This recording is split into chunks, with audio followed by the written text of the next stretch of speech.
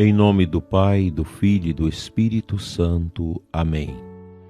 São José, valei-nos. Amado ouvinte deste programa, aqui da nossa Diocese de Formosa e de outras localidades, Deus abençoe seu dia, sua quarta-feira, sob o olhar intercessor de São José. Nicholas Dyde pergunta ao cardeal Sara, número 170 do livro A Força do Silêncio. Como responder às pessoas que, um tanto confusas, dizem que Deus não está interessado em mim? Ele sempre fica em silêncio. Resposta: não é fácil de encontrar uma linguagem adequada para falar de maneira respeitosa e fecunda àqueles que se encontram abandonados por Deus. Temos de nos armar de uma fraterna compaixão e de uma prudente pedagogia e nos deixar levar por meio da oração, obra do Espírito que abre o coração à palavra de Deus. Com amizade e delicadeza, é preciso sugerir que essas pessoas aceitem o mistério do silêncio divino, propondo-lhes um ato de abandono e de fé na dimensão salvífica do sofrimento. Se alguém está fixado em certezas materialistas e racionalistas, então irá preferir a ideia desse hipotético abandono de Deus. O amor envolve por essa essência um salto no desconhecido. A modernidade se compraz em ver no silêncio de Deus a prova fácil da sua inexistência. Se o mal e o sofrimento existem, então não é possível que Deus exista. Sempre me recordo da voz soluçante de uma criança muçulmana de 7 anos que em lágrimas lamentava: Alá existe? Por que permitiu que meu pai fosse morto? Por que não fez nada para impedir esse crime? Em seu misterioso silêncio, Deus se manifesta na lágrima vertida pela criança que sofre, não na ordem mundial que justificaria essa lágrima. Deus tem uma maneira silenciosa de ficar perto de nós em nossas provações. As manifestações externas nem sempre são as melhores provas dessa proximidade. Por vezes, nossos amigos mais próximos estão longe de nós, o que não os impede de nos amar com mais força. Um pai não está necessariamente ao lado de seus filhos em todas as ocasiões de suas vidas, mas nem por isso ele está menos preocupado com eles. Deus é um pai que pode parecer distante, mas esse pai interessa-se por nós como se estivesse o mais perto possível do nosso coração. Às vezes Deus nos ergue até o topo da cruz, deixando-nos crescer na provação a fim de experimentar nosso progresso e nossa intimidade com Ele. Devemos assumir o sofrimento como uma parte da nossa humanidade. A contemplação da cruz nos ajuda.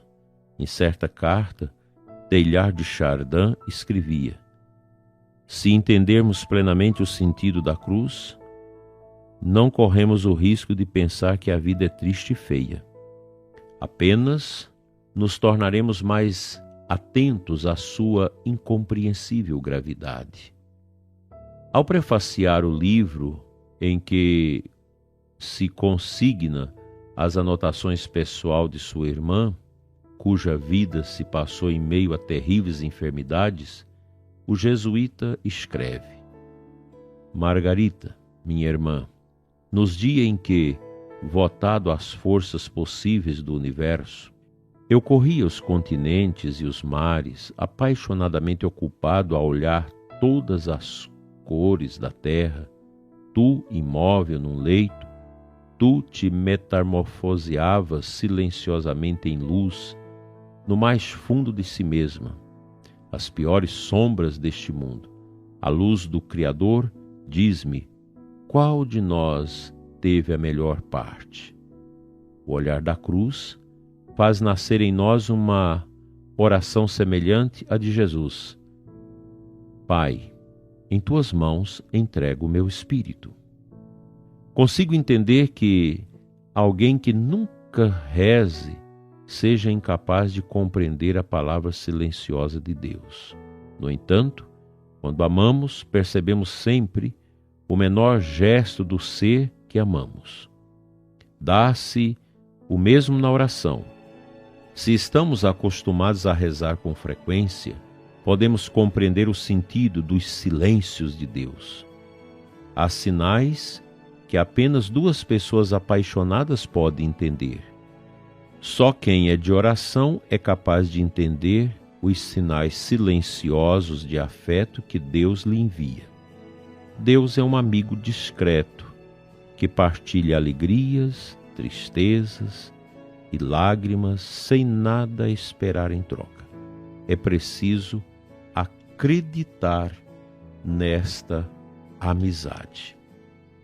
Fica para nós esse ponto de meditação que complementa a meditação de ontem. Essa capacidade que nós precisamos de ter de sossego diante dos dramas humanos para compreendermos o silêncio de Deus, que nos acolhe, que nos acoberta, que nos fortalece, mesmo quando nós pensamos que Ele está distante. Eu fico impressionado com os nossos meninos que crescem nas nossas comunidades, nas nossas paróquias, na nossa catequese, como coroinhas, como tantos trabalhos que a igreja alcança as crianças e adolescentes. Esses meninos ficam jovens, entram na universidade e perdem a fé. Voltam para casa cheios de interrogações, questionando a prática religiosa dos seus pais e a sua prática religiosa da infância, da adolescência, do início da juventude, que para ele não diz mais nada, porque aquele professor universitário, relativista, às vezes mergulhado nos vícios, foi colocando estas situações tão difíceis que quebraram o encanto da fé no coração daquele jovem. Que tristeza! Há 70 anos nós estamos acompanhando esse processo de descristianização da sociedade através desse ativismo militante do marxismo, do comunismo. Tenta a todo custo tirar Deus do coração das pessoas. Imagine que nas nossas escolas agora já não podemos nem rezar o Pai Nosso. Não pode se ostentar mais nenhum símbolo religioso. Essa perseguição ao cristianismo, que esse atual governo também tem muito claro na sua plataforma e no mundo todo, que deve despertar em nós uma consciência clara que os tempos são difíceis e que nós não vamos arredar o pé do nosso testemunho. O Papa já criticou terrivelmente essa ditadura comunista da Nicarágua. Um governo perverso, uma ditadura perversa, condenada por muitos países, menos pelo governo do Brasil, que vem fazendo um estrago terrível na vida das pessoas. Resta aos prisioneiros, inclusive sacerdotes e bispos, dar o real sentido deste sofrimento a partir do olhar da cruz.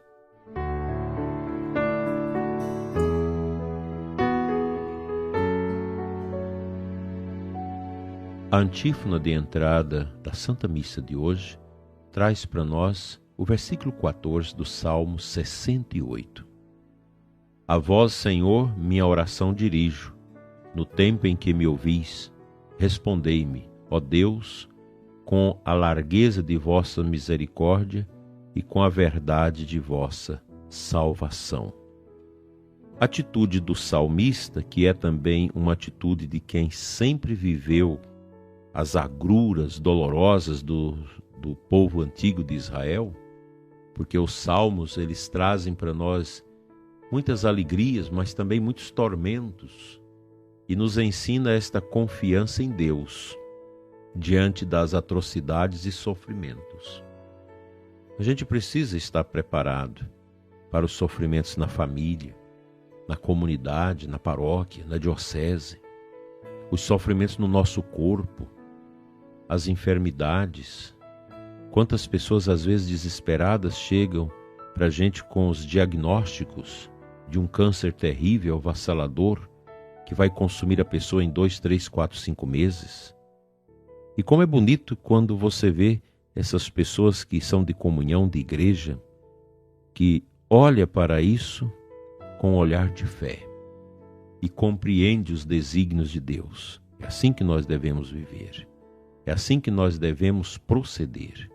Mesmo nos sofrimentos, nas grandes provações, mesmo quando nós temos dificuldades imensas na nossa existência, nos relacionamentos, enfim, nos trabalhos, na empresa, nós precisamos entender que o silêncio de Deus é um grito que diz: coragem, vá adiante, eu estou convosco.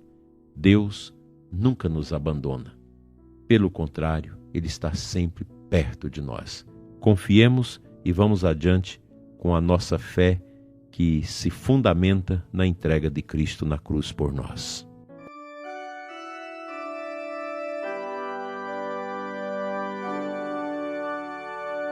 Pai Santo, eterno Deus, Deus de misericórdia, de silêncio, que acompanha nossas fadigas, lutas e sofrimentos do dia a dia.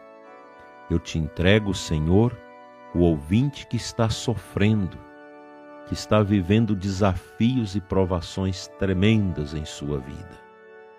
Dai-lhe, Senhor, a graça necessária da presença do Teu Espírito Santo, para que tudo possa ser superado na confiança, na fé, no amor e no perdão.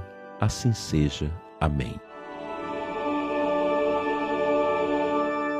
Pela intercessão de São José, seja abençoado o seu dia e seus trabalhos. Em nome do Pai, do Filho e do Espírito Santo. Amém. Te peço inscrever sempre no nosso canal Dom Adair José Guimarães no YouTube para facilitar a nossa evangelização. Logo mais às 21 horas, nesse canal, a nossa oração da noite. Amanhã estaremos juntos, se Deus quiser.